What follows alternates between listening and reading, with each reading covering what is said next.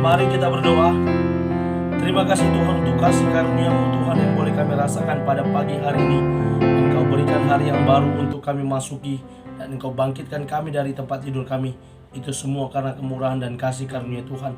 Sebelum kami mulai aktivitas kami, izinkan kami bersekutu dengan Tuhan, memuji muliakan nama Tuhan, berdoa dan mendengarkan kebenaran firman Tuhan melalui channel YouTube ini.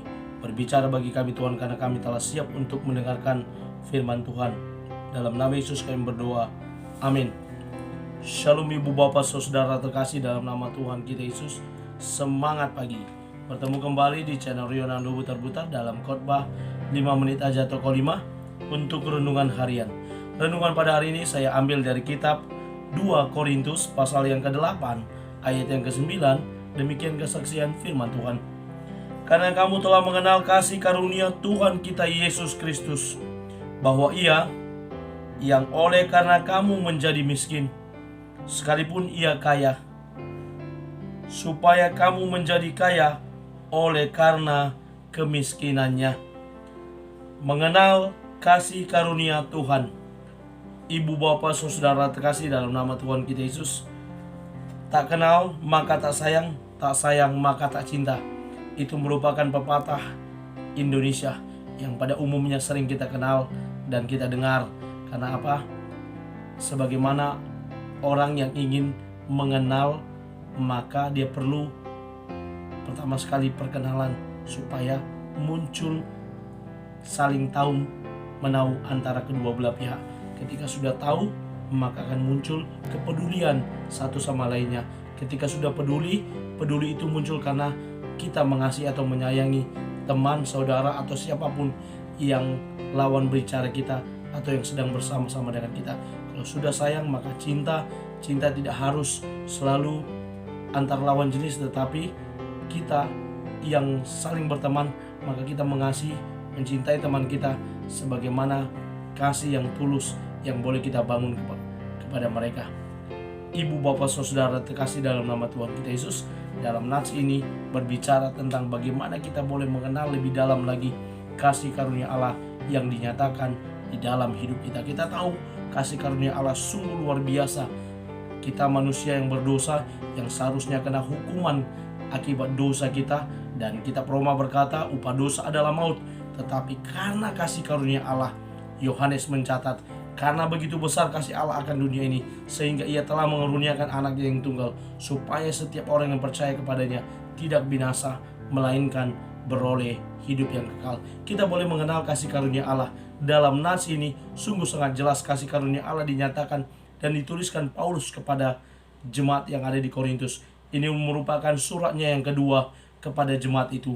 Paulus hendak menekankan kepada jemaat di Korintus, yakni bagaimana mereka boleh belajar mengenal kasih karunia Tuhan kita Yesus Kristus, yaitu Ia yang oleh karena kamu, dikatakan Paulus, Ia yang oleh karena kamu telah menjadi miskin, ya. Ia yang oleh karena kamu menjadi miskin, sekalipun Ia kaya, supaya kamu menjadi kaya oleh karena kemiskinannya. Dia yang tadinya kaya akan segala sesuatu. Karena apa?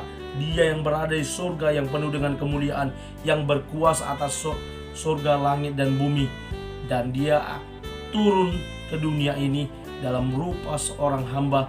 Untuk apa? Demi menunjukkan kasih karunia-Nya, demi menunjukkan kebaikannya, demi menunjukkan kemurahannya. Dia harus menjadi miskin demi kita manusia. Ibu bapak saudara terkasih dalam nama Tuhan kita Yesus, kiranya firman Tuhan buat kita pada pagi hari ini boleh menjadi renungan, boleh menjadi refleksi bagi kita, untuk kita menyadari bahwa betapa Allah mengasihi kita. Dia rela kekayaannya itu dilepaskan dari dalam dirinya. Dia rela meninggalkan surga yang mulia itu demi datang ke dunia ini untuk menunjukkan kasih karunia-Nya kepada manusia, agar manusia itu diselamatkan, dilepaskan dari kungkungan dosa, belenggu dosa, dan dibawa dan dibenarkan di dalam Kristus. Mari kita hidup terus di dalam kasih karunia Tuhan. Jangan pernah menyia-nyiakan kasih karunia yang telah kita terima. Terlebih lagi kasih karunia karena keselamatan, kasih karunia yang diberikan melalui talenta, bakat atau karunia lainnya, supaya itu berguna untuk hormat dan kemuliaan bagi nama Tuhan. Dan mari kita gunakan itu sebaik-baiknya. Amin. Kita bersatu dalam doa. Terima kasih Bapa untuk firman-Mu yang telah kami dengarkan.